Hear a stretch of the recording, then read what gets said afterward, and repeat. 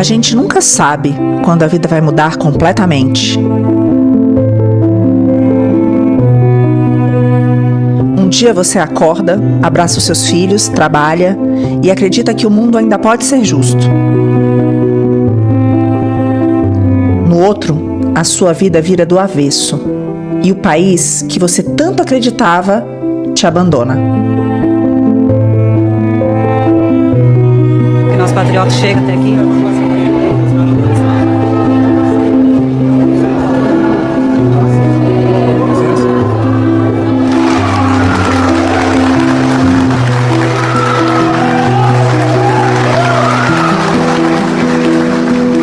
Clériston Pereira da Cunha, o Clezão, era comerciante, casado, pai de 2 filhas. Nunca havia sido preso, nunca havia tido qualquer passagem pela polícia. E aí no dia 8 de janeiro, meu pai acordou e aí foram trabalhar. E aí eles acordaram em cima da hora e aí não deu tempo do meu pai tomar o medicamento dele e nem tomar o café da manhã aqui em casa. Ele estava no seu trabalho no momento das manifestações e há no processo as provas disso, tem imagens das câmeras de segurança do comércio dele em que mostram ele trabalhando 3, 4 horas da tarde, está nos processos que as invasões dos prédios ocorreram ali por volta das 2h30 da tarde. Ele sabia que ia ter uma manifestação em frente ao Congresso, só que ele não imaginava que seria da forma que foi. E aí ele trabalhou até 4 horas da tarde, 4h30 da tarde, depois ele fechou a loja, foi para a Praça dos Três Poderes, chegou lá por volta de 5 horas, 5h20. E veio por curiosidade observar o que estava acontecendo. Então ele chegou aqui por volta das 5 da tarde, não havia mais manifestação, não havia mais distúrbio, não havia mais confronto. E ele, por curiosidade, entrou no prédio do Senado para observar o que estava acontecendo. Ezequiel Ferreira Luiz, caminhoneiro, casado, pai de 6 filhos. Nunca havia sido preso, nunca havia tido qualquer passagem pela polícia. Meu nome é Vanessa, eu sou a esposa do Ezequiel Ferreira Luiz. Ele foi preso em Brasília no dia 8 de janeiro. Nós somos pais de 6 crianças. Meu marido saiu de Ji-Paraná para devolver um carro em Brasília. Ele era para ser um bate e volta, era só devolver o carro e na segunda-feira já ia retornar. Que esse carro era um carro alugado, ele veio trabalhando para devolver esse carro. No dia 8, por volta de 1h30, ele estava em Anápolis, almoçando com outro amigo, inclusive tem registro de mensagem dele mandando a localização para a esposa, falando que estava lá. Quando ele chega a Brasília por volta de 4 da tarde, ele diz que estacionou ali na S2 e foi caminhando.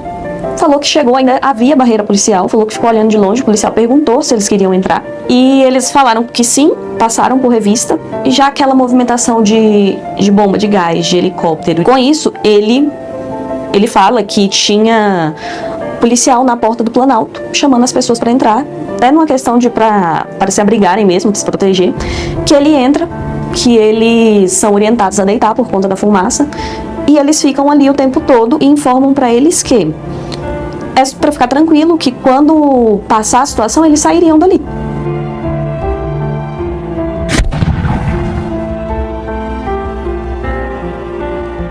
Débora Rodrigues dos Santos, cabeleireira, casada, mãe de 2 filhos. Nunca havia sido presa, nunca havia tido qualquer passagem pela polícia. Débora veio para Brasília, ela mora em Paulínia, São Paulo. Ela veio para Brasília para a manifestação do dia 8 de janeiro. E no dia ela viu a Estátua da Justiça e um homem que estava passando, segundo ela nos relatou, sugeriu com que ela escrevesse na estátua a frase "perdeu o mané". E ele faltou talvez um pouco de malícia da minha parte, porque ele começou a escrita e ele falou assim: eu tenho a letra muito feia, moça, você pode me ajudar a escrever? E aí eu continuei fazendo a escrita da frase dita pelo ministro Barroso e eu de fato não sabia, eu não adentrei em nenhum dos prédios da STF, nem do Congresso, nem da casa do Planalto, em nenhum dos lugares, eu só fiquei naquela praça. Ela não tem nos autos qualquer prova que ela adentrou em qualquer prédio público, não tem no celular dela uma perícia consistente a fim de identificar qualquer ato que ela tenha incentivado né, a invasão dos prédios públicos ou a depredação do patrimônio público.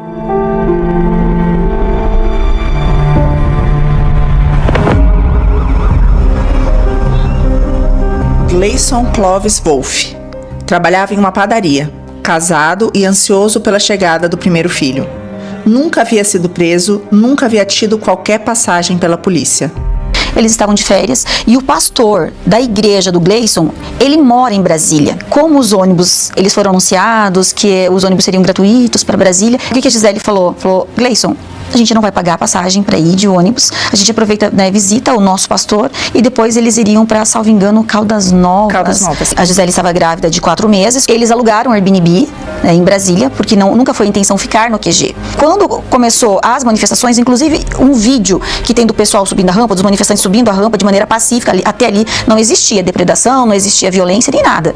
Então o Gleison inclusive compartilhou aquele vídeo que estava se espalhando na internet, né, Instagram e Facebook, ele compartilhou esse vídeo da estrada, enquanto eles estavam indo para Brasília.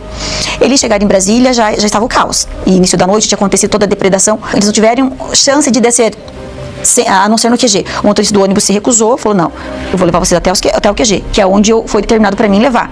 Chegou no QG, a Gisele estava sem bateria, ele estava sem bateria, a viagem durou mais do que o normal. Eles desceram no QG com todos os demais manifestantes e foram colocar o celular para carregar, que tinha lugares para carregar celular lá, para dar uma carga para poder entrar em contato com o pastor. Nisso o QG foi cercado, eles cancelaram o Airbnb porque eles não conseguiram mais sair dali. Eles ganharam aí uma barraca para passar a noite, porque ela estava gestante, as pessoas arrumaram essa barraca e eles tiveram que dormir no QG. Outro dia de manhã, os dois foram presos. Ademir Domingos Pinto da Silva, vendedor ambulante. Nunca havia sido preso, nunca havia tido qualquer passagem pela polícia. Na sexta-feira, eu fui aqui em Porto Alegre, onde tem uma galeria chamada Galeria Santa Catarina, aqui no centro de Porto Alegre. Ali eu efetuei a compra das mercadorias, que eu comprei bonés, camuflado, comprei camisetas do Brasil, comprei bandeira dos dois lados do Brasil, arrumei as coisas e fui pra viajar. Daí desembarcamos do ônibus, todo mundo, eu desembarquei, tirei minhas mercadorias, comecei a vender, já tinha vendido algumas coisas no ônibus, né? Que o pessoal que estava assim, subindo, já vendi bandeiras no ônibus, vendi camisetas no ônibus, vendi bandeiras no ônibus. Daí como já estava chegando próximo de Brasília, cheguei lá, guardei as coisas, desci do ônibus, né? Lá em Brasília, pelas 19 horas. Daí o que aconteceu depois lá foi que pelas 20 horas, 21 horas, nós fomos cercados pela polícia lá.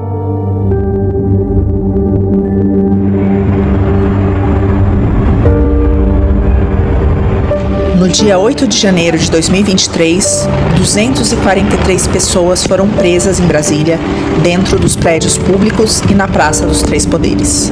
No dia seguinte, 1.929 pessoas que acampavam no quartel-general do Exército foram levadas à Academia Nacional de Polícia. Muitos nunca estiveram nas manifestações e acreditavam que aquele lugar seria seguro.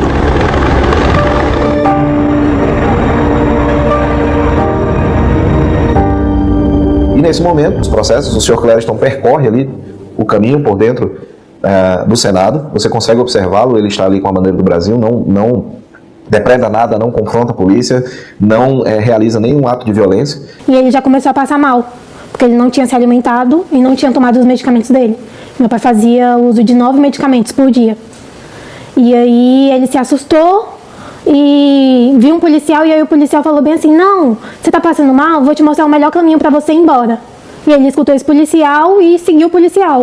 Aquilo que deveria ser uma manifestação pacífica se tornou ali no verdadeiro campo de guerra. E aí, a partir desse momento, houve ali essa atuação da polícia para impedir quem estava querendo depredar e outras pessoas querendo se proteger. Quando isso começa a acontecer, alguns policiais e militares do Exército, quando viram toda essa situação e viam que havia pessoas envolvidas ali que não estavam cometendo crime nenhum, pelo contrário, estavam em risco, senhoras idosas, criança, vendedor de algodão doce, pessoa vendendo salgadinho lá, todo mundo via essas imagens. Quando essas pessoas começaram a estar em perigo, alguns militares da Polícia Legislativa, do Exército, da Polícia Militar, convidaram essas pessoas para entrar nos prédios para se proteger de toda essa situação. E por isso não havia mais proibição da entrada das pessoas. É por isso que o Sr. Clériston, quando chega às 5 horas da tarde, não é impedido de entrar. Você vê ele caminhando lá, tem um determinado momento em que ele está no plenário do Senado, ele está mexendo no celular, e há um policial de costa para ele mexendo no celular também. Então, como essa pessoa representaria um risco, sendo que estava todo mundo ali absolutamente relaxado? Que ele realmente estava passando mal. E aí, após isso, Meu pai virou pro policial e perguntou onde que é o melhor caminho para eu ir embora. E o policial disse: reúne todo mundo que tá aqui e quando todo mundo reunir, eu mostro o melhor caminho para vocês. E aí meu pai começou a articular, conversar com o pessoal. E aí nisso conseguiu reunir o pessoal e aí o meu pai foi um dos primeiros a ser detido, a ser preso. Só que depois disso, chegou uma ordem, não sabemos de quem, nem como, determinando a prisão de todas as pessoas que estivessem lá dentro. Seja porque entraram por curiosidade, seja porque entraram para evitar as depredações, seja porque entraram para se proteger, foram presas de maneira indiscriminada e levadas ao presídio. Existe um depoimento de um dos tenentes que fez a condução, tenente da Polícia Militar aqui do DF, que várias dessas pessoas que foram presas dentro dos prédios, ele teve que ajudar a subir no ônibus da polícia, no dia 8 de janeiro, de tão frágeis que essas pessoas eram. Lá ele se sentiu seguro porque tinham várias pessoas rezando, tinham idosos, tinham pessoas que não estavam, não tinha quebradeira, ninguém estava quebrando ali, estavam todo mundo pacífico. Depois disso, chega o choque, e o choque começa a dizer que quem manda ali são eles, e começa a ter um atrito entre o Exército e a PM. Fecharia aí, caramba! Comanda tua tropa! Foi ele mesmo que me mandou uma mensagem falando: fica tranquila, a gente foi preso aqui, mas fica tranquila. Eu fiquei extremamente aflita e eu já perdi o contato com ele. E eu entrei no YouTube e no primeiro vídeo lá tava um vídeo da CNN e eu vi o meu marido descendo a rampa, algemado. E aí eu tive certeza que era verdade o que ele tinha falado. E aí desde então eu já não tinha mais notícia dele. No dia 17 de março, era por volta de umas 6 horas da manhã, a Débora estava dormindo com a família. Ela e o esposo escutou os barulhos da polícia batendo no portão. Nesse momento, então, todos entraram dentro da casa, todos os policiais fortemente armados. As crianças da Débora dormiam na cama junto com ela. Deram a ela apenas poucos minutos para que ela pudesse se trocar. E ali a Débora foi levada. Eu nunca fiz nada de ilícito na minha vida. Então eu queria pedir, assim, de todo o coração, que se compadecesse de mim. Porque eu sou uma mãe, que eu nunca me afastei dos meus filhos. Essa separação tem feito eles sofrer demais. E eu só queria que soubesse disso, excelência, porque isso tem feito minha família sofrer demais. Estamos dando prazo de 1 hora e é um prazo bastante razoável para que todos entrem nos ônibus e saiam em paz. Todos vão se direcionar a esses ônibus, vão entrar nos ônibus e a gente vai levar vocês para os seus destinos de rodoviária para vocês seguirem seus destinos de volta para casa. Foi falado isso.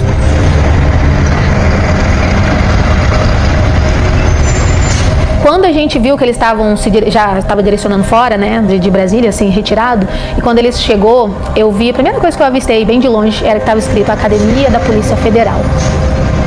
E daí, quando eu li aquilo, a minha ficha meio que começou a cair. Eu falei assim, eles vão prender a gente. Está nas mãos do meu Jesus, que vivo está. E daí, quando foi em torno de umas 7h30 da noite, veio umas pessoas lá, policiais, enfim, e começou a falar com a gente: olha, vocês agora vão passar por uma triagem, vai ser montado 2 filas aqui. Uma fila para quem tem comorbidade e outra fila para quem, né, tá aqui e não tem comorbidade nenhuma. Calma aí, gente, na fila, por favor. Eu vou contando todo mundo. Por favor, bora na fila aí. Aí me levaram para uma sala e levaram o meu esposo para outra sala, né? Falaram para mim assim: como que você é uma pessoa que tá gestante, vieram aqui para Brasília, quebrar tudo em Brasília? Eu falei para ela: mas eu nem estive lá, moça. Aí ela terminou de me revistar tudo e falou para mim assim: olha, moça, você tá liberada. Você vai poder já ir, entrar no ônibus e ir. Eu falei assim: não, mas eu não posso ir agora. Tô esperando meu esposo, que ele tá do lado, a gente tá junto, né? Aí ela falou assim: não, você vai no próximo ônibus, seu esposo é outra história. Aí eles me deixaram numa rodoviária. Eram umas 10h40 da noite, assim. Aí eu sentei, né, adentrei lá pra rodoviária, sentei. E cada ônibus que chegava, eu tinha a esperança que ele descesse daquele ônibus. As pessoas foram presas, começaram a ser presas ali no dia 8, né, por uma ordem ilegal do ministro Alexandre de Moraes, que atendeu um pedido da Advocacia Geral da União e do senador Randolfo Rodrigues. Ambos não tinham legitimidade para pedir a prisão dessas pessoas. As pessoas que foram presas dia 8, as testemunhas de acusação prisão, que são os policiais que conduziram essas pessoas, afirmam que acreditavam que as pessoas iriam até a delegacia, iam fazer um termo circunstanciado de ocorrência e seriam liberadas, como sempre aconteceu em todas as manifestações que saíram do controle. Essas pessoas, nenhuma delas recebeu voz de prisão, elas foram levadas, eles diziam que levariam elas para a rodoviária, para que elas desocupassem aquele local ali, e na verdade elas foram levadas para o que a gente chama hoje de campo de concentração, que era a Academia Nacional de Polícia.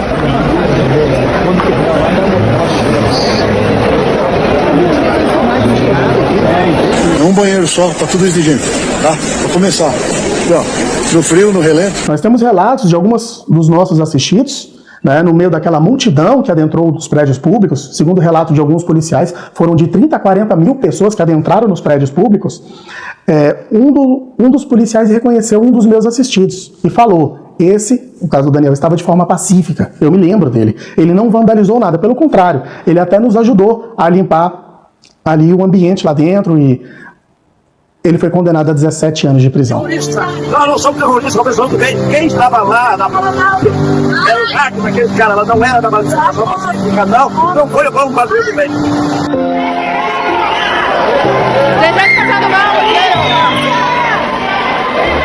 O que realmente me fez perceber a seriedade do que estávamos vivendo e a falta de individualização das condutas foi a visita que eu fiz à Papuda. Não havia necessidade na época de autorização do ministro Alexandre de Moraes, o que hoje é indispensável, é um absurdo, porque eu estou há mais de um ano esperando a autorização do ministro Alexandre de Moraes para voltar à Papuda e poder visitar os presos do 8 de janeiro. Eles são abandonados, não têm direitos humanos, nem os mais básicos que homicidas, estupradores têm. E quando eu cheguei no presídio e comecei a conversar com os presos, eu percebi pelos documentos que estavam me apresentando do próprio Ministério Público o quanto eles eram vítimas de uma grande armação. E mais tarde entendemos ainda melhor o que aconteceu ali, quando a Vaza Toga 2 revelou que, apesar de pedidos da Procuradoria-Geral da República, em alguns casos mais de um mês depois, para a soltura de determinados presos, o ministro Alexandre de Moraes se arrogou ao direito de avaliar primeiro as redes sociais das pessoas e manter presas aquelas que a sua assessoria identificasse como opositoras ao governo ou com manifestações tidas por antidemocráticas, mas que no fundo eram apenas manifestações de opinião das pessoas que estavam presas, e no Brasil não existe prisão por opinião. E assim que eu assumi o caso Ademir, ele já me entregou as notas, estava com outro advogado, eu fui atrás, consegui as provas, imediatamente já fiz o pedido de revogação de prisão. E no dia 26 de janeiro mesmo, veio a primeira negativa. E nessa negativa, a fundamentação foi de que iria converter a prisão dele para preventiva, manter a prisão do Ademir, com base em uma certidão que supostamente foi elaborada aí pelo TSE, onde ele teria, mesmo após a prisão, usado redes sociais. Eu sabia que ele não tinha a rede social, que no link me direcionava para o Twitter, né, o antigo Twitter. E quando eu olhei, para minha surpresa, o link me direcionava para uma página do Twitter, aonde a última postagem dele foi em 2018 e falava, era uma crítica contra a ex-presidente Dilma Rousseff. Para essas pessoas, quando as portas se fecharam, fecharam também as esperanças. O país que diz garantir direitos humanos esqueceu deles. E o mais absurdo é que todos foram enquadrados como parte de uma organização criminosa, sem nunca terem se visto antes. Clezão morreu sem julgamento. Ezequiel, 14 anos de prisão. Ademir, um vendedor ambulante que estava apenas trabalhando 1 ano. Débora, 14 anos de prisão. Não foi uma simples pichação. A maioria do STF condena Débora Rodrigues a 14 anos de prisão. Mais de 1.000 pessoas foram presas. A maioria passou meses na Papuda e na Colmeia, sem uma acusação formal apresentada. No dia 10 de janeiro, o Sr. Clériston teve a primeira consulta médica, onde ele informou que possuía comorbidades graves, apresentou um laudo médico da sua médica que lhe atendia ali no Hospital Regional de Taguatinga, dizendo que ele tinha problemas no coração de imunossupressão por conta da Covid, que ele sofrera 2 anos antes, e que ele necessitava de tratamento médico especializado porque ele corria risco de morte. Isso está no laudo médico. E a gente falou que meu pai tinha sido preso. E aí a médica, assim, entrou em choque e em desespero ao mesmo tempo. Não, o Clériston não pode ficar preso. Ele vai morrer lá dentro. Ele não pode ficar lá preso. Ele precisa continuar fazendo as consultas dele, tomando os medicamentos dele. O Sr. Clériston começou a definhar durante todos esses meses em que passou na prisão, parecendo de um tratamento médico adequado. E a defesa dele passou a fazer vários pedidos para que ele pudesse sair para fazer o tratamento médico conforme a recomendação da médica que lhe atendia. E todas as vezes a Procuradoria-Geral da República emitia pareceres contrários à liberação e, consequentemente, o ministro as negava, o ministro Alexandre de Moraes. Até que, no dia 1º de setembro de 2023, com base nessa documentação médica apresentada, a Procuradoria-Geral da República apresentou um parecer favorável à liberação do Sr. Clériston. O processo ficou para a decisão do ministro Alexandre de Moraes do dia 1º de setembro até o dia 20 de novembro de 2023, ou seja, 80 dias sem resposta. E, infelizmente, no dia 20 de novembro de 2023, o Sr. Clériston veio a falecer dentro do presídio. Um dia depois da morte de Clezão, o ministro Alexandre de Moraes foi condecorado pelo presidente Lula. O ministro apareceu nesta terça-feira no Instituto Rio Branco para receber das mãos de Lula a Medalha do Mérito de Rio Branco, honraria destinada a serviços meritórios. O que aconteceu com a Débora foi uma das maiores atrocidades jurídicas que já aconteceu no nosso país. Foram 9 pedidos de liberdade negados. No dia que o ministro Alexandre de Moraes recebe a denúncia da Débora, ele solta, ele mesmo profere uma decisão para soltar uma falsa biomédica acusado de matar uma outra mulher aqui no Goiás. Qual é a motivação que o ministro solta essa mulher? Ela era mãe de 2 filhos pequenos. O caso dela mudou a opinião do Fux. Um ministro que estava condenando todos os réus do 8 de janeiro em penas altas. E o ministro Alexandre, com o seu trabalho, ele explicitou a conduta de cada uma das pessoas. E eu confesso que, em determinadas ocasiões, eu me deparo com uma pena exacerbada.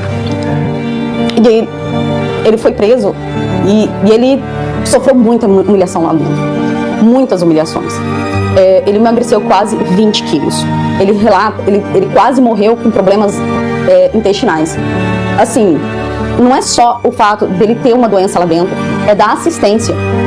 E por se tratar de presos políticos, a sensação que eu tenho é que eles não se importam, eles querem assim pagar para ver se vai morrer. E desde o primeiro pedido que fizemos no processo do Ezequiel, nós demonstramos isso, que o Ezequiel não veio de ônibus, que o Ezequiel não quebrou nada, veio a trabalho, que ele chegou já no final de tudo, não tinha como ele ter realizado aquelas atividades ali. E todas as provas foram ignoradas, salvo engano, junho ou julho de 2023. E a Vanessa teve a curiosidade de entrar para acompanhar, junto com as crianças. Ele falou aquilo que era verdade ali, e nós pedimos para o magistrado, ao final da audiência, se ele poderia permitir que o Ezequiel visse a família, porque o filho dele mais velho achava que ele tinha morrido. Ele ver os filhos foi muito bom, mas eu acho que ver as crianças vendo ele me causou muito mais impacto. Eles todos pediram bênção pro pai, fizeram um momento de oração, começaram a perguntar como o pai estava, eles ficaram eufóricos e perguntavam: pai, quando é que você volta? Pai, quando você volta? E ele não sabia quando ele ia voltar para casa. E ele basicamente se despediu dos filhos. Além da prisão do meu marido, tem essa multa hoje de 30 milhões. Logo no início, quando meu marido foi preso, todos os bens no nome do meu marido foram bloqueados para venda. Junto com o mandado de prisão do meu marido, foi bloqueado o licenciamento dos caminhões. E juntamente com o bloqueio do licenciamento, foi bloqueado o meu salário. Eu sou servidora pública há mais de 15 anos. Eu estava de licença maternidade do Paulo. Eu estava no 2º mês de licença maternidade do Paulo. E para mim foi uma grande surpresa no final do mês, que era para mim receber o meu salário. Eu não ter mais acesso a ele. O meu salário estava retido, bloqueado. Fui no banco perguntar por que estava bloqueado. E a informação que eu tinha era que o STF mandou bloquear. Como a maioria dessas pessoas não são pessoas que têm muitas coisas, então estão bloqueando tudo deles. Estão bloqueando imóveis, estão bloqueando veículos, bloqueiam contas, bloqueiam tudo. Eu estou sem o meu marido. que é a coisa mais importante. Eu fiquei com o meu salário bloqueado. E eu fiquei sem os caminhões que deles saíam a nossa fonte de renda. Então, fiquei sem a fonte financeira e fiquei também com uma dívida. Além de não ter o dinheiro, com a dívida. E quando eu fui fazer essa ultrassom, o doutor, ele começou fazendo a ultrassom, tava tudo bem, aí de repente ele começou a demorar e ele estava focado muito na cabeça do neném, e eu percebia que ele passava várias vezes assim, ultrassom no rumo da cabeça do neném. Aí eu comecei a meio que me preocupar e ele não falava nada, já era um tempo que já tinha passado. Aí ele parou e falou assim pra mim: olha, mãe, ele falou pra mim, eu tô vendo aqui que o desenvolvimento da cabecinha do teu bebê não tá normal, ele falou pra mim.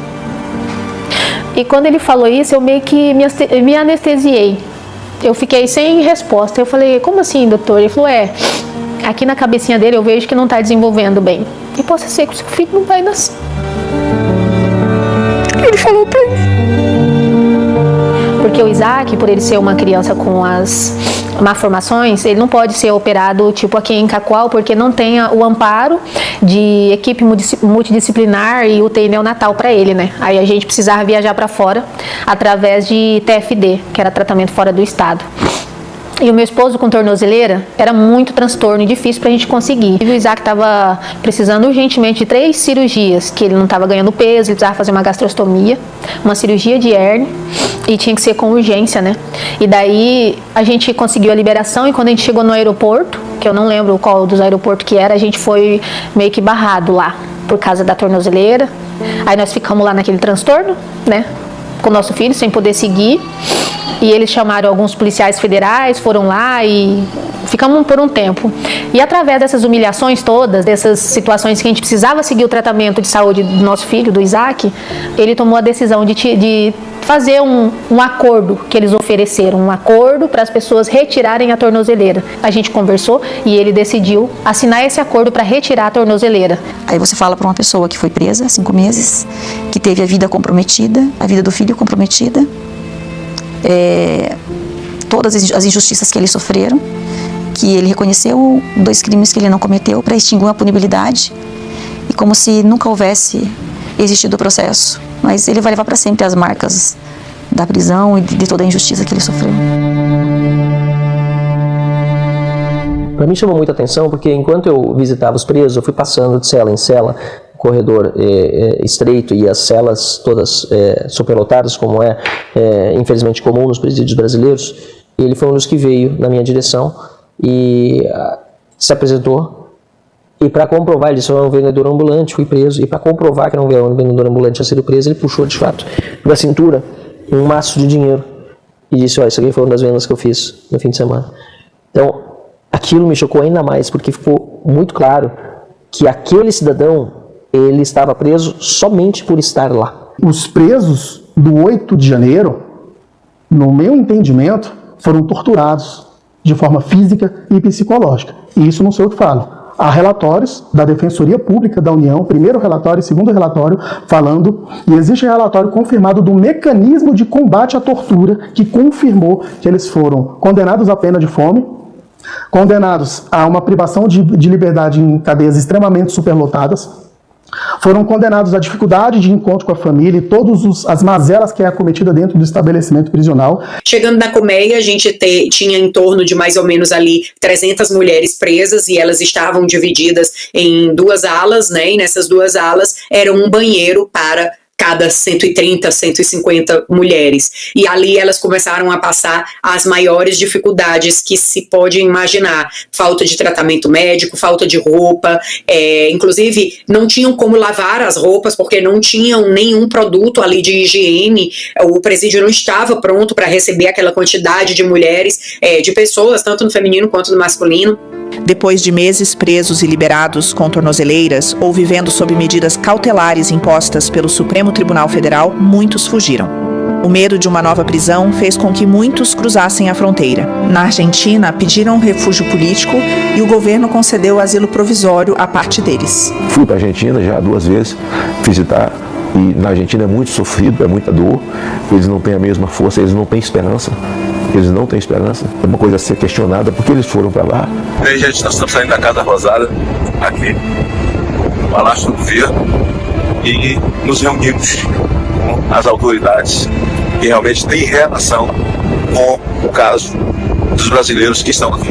É importante lembrar que pedir asilo político não é crime em nenhum lugar do mundo, mas até isso agora a Polícia Federal e o governo Lula querem criminalizar. Mas o fato do presidente Javier Milei ter vencido as eleições coincidia com meses após vários brasileiros terem sido condenados injustamente a essas penas altíssimas, levou com que muitos escolhessem a Argentina buscando ter uma vida, eu não diria normal, mas pelo menos livre até o ponto em que elas podem ter uma vida livre num país onde não falam a língua e onde tem as dificuldades naturais de quem está numa condição até agora de asilado temporário e longe da família, inclusive.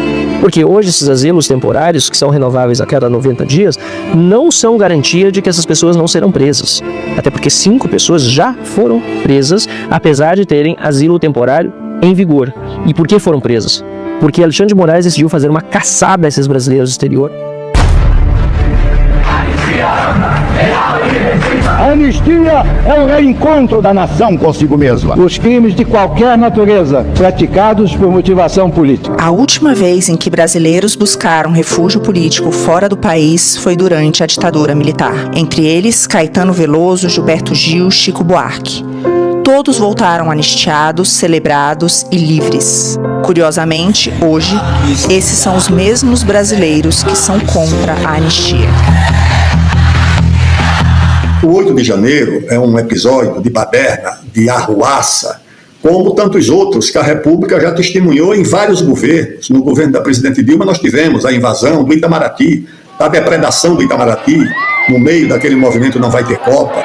Vândalos adentraram o Palácio do Itamaraty, quebraram vidros, promoveram baderna. Depois nós tivemos também no governo do presidente Michel Temer.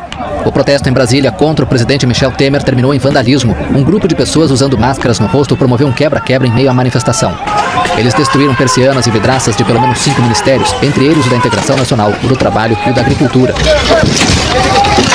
Arruaças em Brasília, a ocupação de prédios, de próprios. Quando eu era presidente da Câmara, houve também uma atuação de um grupo de sem terra invadindo a Câmara, depredando, quebrando tudo, destruíram os caixas eletrônicos, estátuas, feriram gravemente um servidor da segurança da Câmara. Mas eu nunca chamei esses baderneiros de golpistas. E continua voando ainda, pedaço de pau, e a polícia reage do outro lado com arma de choque. Quando a situação parecia ficar tranquila, um novo confronto tem início. Nenhum desses episódios levou ao enquadramento dos atores como golpistas, ou como terroristas, ou como coisa parecida. Tinha sido combinado que esse era o limite. Infelizmente, ver uma molecada na frente é normal isso também, gente. Isso não é nenhum fim de mundo, faz parte. Em Rio, dia 8 de janeiro, foi uma baderna igual àquela que elementos do MST e do PT fizeram o governo Temer, chamando de golpista por causa do impeachment da presidente Dilma, e invadiram o Congresso Nacional, depredando o Congresso Nacional e ferindo pessoas, coisa que não houve no dia 8 de janeiro. Todos os líderes da insurreição comunista de 1935 saíram da prisão. O próprio Prestes, o capitão Luiz Carlos Prestes, líder da rebelião, foi anistiado, os outros foram anistiados. Você tem a anistia de 1979, no governo do presidente João Figueiredo. A anistia de todos os envolvidos na repressão e no combate ao regime militar. Foram anistiados os que sequestraram embaixadores, foram anistiados os que assaltaram bancos, foram anistiados os que praticaram a luta armada contra o governo militar, mas foram anistiados também os envolvidos na repressão, os acusados de tortura, chamados crimes conexos, todos foram anistiados e o país passou a respirar, então, um novo momento, que era o momento da reconstrução. No caso do 8 de janeiro, há uma reparação a fazer, que é o tipo do crime que é atribuído aos participantes daquelas badernas, daquelas arruaças, que é a da tentativa de golpe, que eu acho que não houve, que é errado atribuir a eles uma tentativa de golpe. Aquelas pessoas não tinham os meios, os instrumentos, os mecanismos, o apoio social, político, partidário. Não havia um governador, um prefeito sequer, um único partido político, um órgão da imprensa, uma embaixada, por mais modesta que fosse, do país mais modesto do mundo, que estivesse apoiando. Disseram que o socorro chegou após 16 minutos que ele caiu. E disse que o presídio tinha feito de tudo para salvar a vida dele. Mas depois do sepultamento do meu pai, a gente soube da verdade, porque a Defensoria Pública foi lá no dia 21 de novembro e perguntou para os presos que presenciaram o dia que meu pai faleceu. E aí, o socorro chegou após 40 minutos que meu pai caiu. Lá no presídio, na Papuda, não tem desfibrilador. Então eles não tentaram salvar a vida do meu pai. Nada mais vai trazer meu pai de volta. Nada. Vai ser uma ferida que nunca vai cicatrizar, nunca.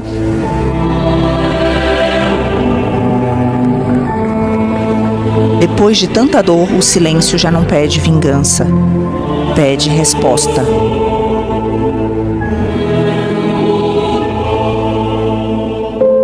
Enquanto os rostos dessas pessoas sumiam das manchetes, os números continuavam crescendo. Até o momento, 1.628 ações penais.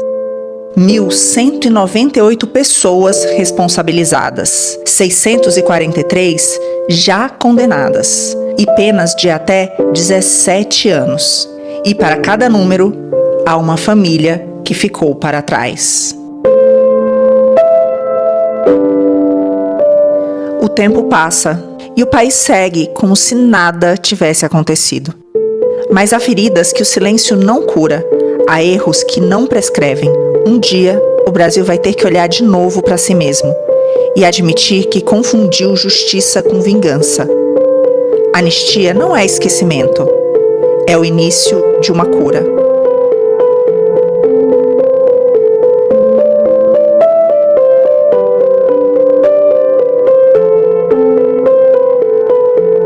Segundo as informações, no Diário do Poder e em outras publicações ao redor do mundo, mas o Diário do Poder é aqui no Brasil, Hugo El Pollo Carvajal, ex-chefe da inteligência do falecido presidente da Venezuela, Hugo Chávez, confessou em um tribunal nos Estados Unidos, no estado inclusive de Nova York, que a ditadura venezuelana financiou por mais de 15 anos partidos e políticos de esquerda em vários países. E ele citou nominalmente o presidente Lula do Brasil. No Brasil, a lei proíbe qualquer financiamento político ou eleitoral de origem estrangeira, prevendo punições como cassação de mandato e prisão.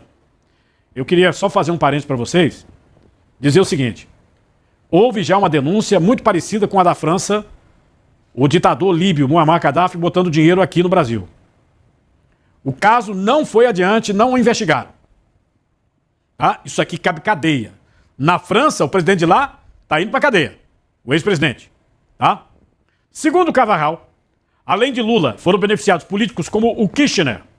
Kirchner, o marido, viu? Que foi presidente lá na Argentina. E ele cita o Gustavo Petro da Colômbia, que está numa briga agora com o Donald Trump. A jornalista Elisa Robson afirmou ter conversado com Hugo El Pollo Carvajal, chefe da inteligência do governo Chávez. Segundo a jornalista, Carvajal disse que vai apresentar os documentos comprovando como a estatal petrolífera PDVSA, que é a empresa de petróleo da Venezuela, foi usada no esquema de financiamento ilegal de políticos de esquerda em vários países. Veja comigo. Carvajal prometeu que vai apresentar as provas que mostram como Nicolás Maduro financiou ilegalmente a campanha presidencial de Lula. Ele disse que vai fazer isso no próximo dia 29 de outubro. Eu conversei com Carvajal aqui em Nova York algumas semanas atrás e eu perguntei exatamente sobre isso. Eu estava esperando primeiro que as provas fossem apresentadas para depois compartilhar essa informação com vocês. Mas como já saiu na mídia, né, esse próximo passo que ele vai dar, então eu vim aqui para confirmar que ele de fato está garantindo isso. É só, a Elisa, ela tá na Flórida, nos Estados Unidos, viu? Aqui eu não sei se ela ficava muito tempo falando, não. Tem um monte de jornalista que foi embora, viu? É muito jornalista que foi embora. A Elisa Robson também comentou os motivos pelos quais o governo brasileiro insiste em apoiar o Nicolás Maduro. Por quê? Você viu que o Lula partiu em defesa do Maduro. É como se falasse do irmão dele. Foi incrível. Aliás, do irmão ele falou pouco. O irmão tá no olho do furacão aí, né, no Sindinap. Mas do Maduro ele foi pra lá, foi pra cima. Vem comigo. Por que o governo brasileiro insiste em apoiar a Venezuela? Porque é como cúmplice e seu parceiro de crime. Se um cair, leva o outro. Maduro e Lula dividem muitos segredos. O jornalista Cláudio Dantas, ele comentou as revelações do Hugo Carvajal. Segundo ele, a história não faz sentido porque não foi Hugo Chávez quem financiou Lula, mas o contrário. Dantas lembrou que a Operação Lava Jato já havia mostrado com provas e delações que o dinheiro saiu do BNDES para financiar obras da Odebrecht e de outras empresas em vários países, como parte do esquema do Petrolão. Na Lava Jato, João Santana era o marqueteiro de Lula, aquele negócio do Lulinha Paz Amor, lembra? Marqueteiro do Lula. E a esposa dele, também marqueteira, a Mônica Moura, descreveram o esquema em detalhe. Você vai acompanhar o trecho da delação que o jornalista compartilhou. É ela falando do esquema aqui do dinheiro do brasileiro financiando campanha de lá, do esquema da Odebrecht e outras empresas. Acompanha. O presidente Lula mandou chamar o João e disse que pro João que o presidente Chávez tinha pedido a intermediação para o João fazer a campanha dele de reeleição na Venezuela. Seria em 2012, praticamente a mesma época da campanha de São Paulo, que a gente faria também a campanha de Haddad neste ano de 2012, né? Fizemos, né? O Lula convidou João Santana para fazer a campanha de Hugo Chávez. Hugo Chávez, eles eram muito amigos e segundo o Lula, o Hugo Chávez pediu essa intermediação. Então, aí o João foi sozinho a primeira vez, eu não fui da primeira vez. Foi uma reunião lá em Caracas, isso ainda em 2011, com o Zé Disseu, que era a pessoa que fazia o contato com o pessoal da Venezuela. Vocês que o Zé Disseu, nessa época, já estava processado, ainda não tinha saído da cadeia, mas estava processado no Mensalão, porque o Mensalão estourou no primeiro governo Lula. Então, lá já estava o Zé Disseu, ela está contando aí, para financiar a campanha aqui. Eu apenas discordo aqui do questionamento que fez o jornalista sobre Carvajal. Eu acho que era uma mão para lá, outra para cá. O dinheiro saía daqui, financiava lá, o dinheiro saía de lá, financiava aqui. Assim como foi no Peru, que o Lula mandou o avião da FAB buscar a mulher lá do cara que foi preso na Lava Jato peruana, pô, Odebrecht. Esse negócio tem muito comprometimento. Estão falando aí que o próprio secretário Marco Rubio já está em cima desse troço aqui, porque isso aqui, se realmente tiver prova, é igual o que acontece agora na França. O Sarkozy está indo em cana. É dinheiro de outro país financiando, comprando voto. Agora, isso aqui foi denunciado, muito claro, e a justiça brasileira passou a mão por cima. A justiça brasileira passou a mão em cima. É isso que eu digo. O país não vai nunca ter moral se a gente fica alisando os bandidos desse país, pô. Alisando os bandidos desse país. O deputado federal Gustavo Gaia comentou essa denúncia do El Porro, o Carvajal, o ex-chefe da inteligência do regime Chávez. Veja. Se estava ruim pro Lula, agora ficou impossível. Agora você tem uma pessoa que era braço direito do Hugo Chávez, que está denunciando o Lula na justiça americana, falando que o Lula recebeu dinheiro do narcotráfico para fazer campanha no Brasil. A imprensa brasileira vai fingir que isso não está acontecendo. Agora, para acabar com tudo. O documento oficial publicado pelo site The Objective. Aqui fala: o governo venezuelano financiou ilegalmente movimentos políticos de esquerda no mundo durante ao menos 15 anos. Entre eles, financiou a criação do partido político espanhol Podemos. Enquanto isso, fui diretor de inteligência e contra-inteligência militar na Venezuela, recebi uma grande quantidade de aportes, né, que esse financiamento internacional estava ocorrendo. Exemplos concretos são Néstor Kirchner, Evo Morales, Lula da Silva, todos esses foram recompensados, foram receptores de dinheiro enviado pelo governo venezuelano. Todos, você viu aí um documento, você viu vários sites, o Milei repostou, tá todo mundo na América Latina, quem fala espanhol tá falando isso. Nesse momento, você tem a Corina, Prêmio Nobel da Paz, que luta contra o regime de Maduro, e o Brasil se esconde. Aí o Lula sai em defesa de Nicolás Maduro. Aí vem uma bomba dessa, você vê aí, isso é uma bomba. A imprensa brasileira calada, viu? Você tá vendo isso aqui, a repercussão. E vejam vocês, aqui no Brasil, a única postagem que vi foi uma, e eu vou mostrar para vocês agora. O presidente da Argentina, Javier Milei, compartilhou nas redes sociais a reportagem sobre a declaração do El Porro, o Carvajal, ex-chefe da inteligência do governo chavista. Ao reproduzir o conteúdo, Milei escreveu no X: muitas máscaras cairão. Isso aqui é Milei. Lembrando que lá no país dele, Néstor Kirchner, que já é falecido, ele recebeu dinheiro também do governo da Venezuela, da petroleira de lá. E ele publica isso, e aí o colunista Milei compartilha a publicação que diz: Venezuela financiou Lula. Financiou Lula. Tá? Ainda, numa entrevista, a opositora Maria Corina, aliás, a Corina, ela era candidata à presidência da República. Colocaram um poste e ganhou do Hugo Chávez, segundo o Instituto Jimmy Carter e o governo da Espanha. A eleição foi roubada pelo Tribunal Superior de lá, o STF de lá, e pela Procuradoria da República de lá. Isso está muito claro. E a ONU deu a ela o Prêmio Nobel da Paz porque também reconhece que a democracia da Venezuela foi roubada. A Maria Corina, ela reforçou que o regime de Maduro é sustentado pelo narcotráfico. Ou seja, ela diz o seguinte: o governo Trump tem razão, o FBI tem razão. O regime é um regime narcotraficante, veja. La estructura criminal se soporta en la entrada de esos flujos ilegales del narcotráfico, del oro de sangre, del contrabando de minerales, de seres humanos, de armas. Y hay que cortar esos flujos. Esa es la prioridad. Y hemos estado pidiendo que esto se hiciera desde hace muchos años, que se aplicara la ley internacional, que se hiciera pública toda la información que tienen tantas agencias y gobiernos sobre los negocios criminales de Maduro y todo su entorno. Finalmente, esto está ocurriendo. Lo que tenía que pasar. En Venezuela nosotros no queremos una supuesta paz que es esclavitud. La paz criminal, no. Para mí, la paz real, la única paz, solo es posible si hay libertad. Y para que exista libertad, tiene que haber fuerza. A única paz é se houver liberdade. Não tem liberdade, né? A Venezuela não tem liberdade. Né? Ela seria a candidata, tomaram a candidatura dela, destituíram ela, deixaram um poste. Mesmo assim, o cidadão que foi eleito, ele era um embaixador, pô, chanceler. Não era nem metido em política. E assim mesmo correu, né? Tá exilado na Espanha. Tá em asilo político concedido pelo governo espanhol, tá?